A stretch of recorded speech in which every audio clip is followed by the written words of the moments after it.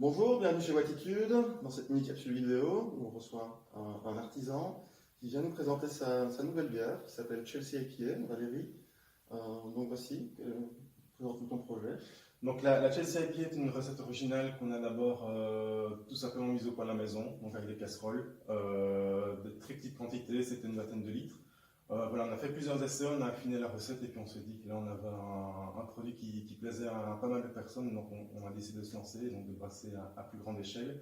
Et donc ça on a pu le faire grâce à un sous-traitant, donc Grain d'Orge, qui est un brasseur installé à Aubaine. Super. On entend souvent parler pour l'instant, depuis quelques temps, d'IPA, certains prononcent IPA.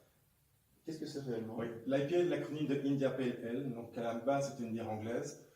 Qui est exportée vers les colonies indiennes donc pour approvisionner les garnisons qui étaient en place là-bas.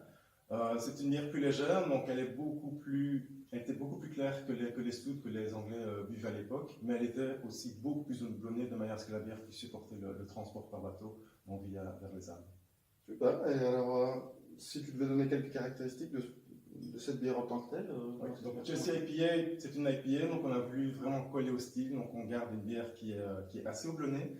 Mais par contre, cette amertume est aussi contrebalancée par des amertumes, des arômes de fruits tropicaux. Donc on va avoir des arômes de pamplemousse et de litchi dans la bière. Et tout ça, c'est simplement dû au houblonnage et absolument aucun gramme de fruits dans la bière. Ah, c'est chouette. Bah, nous, comme pour chaque bière ici chez Watitude, on l'a goûté en équipe le vendredi soir et elle a été choisie à l'unanimité. On vous invite à la découvrir ici en rayon, parmi nos autres sélections.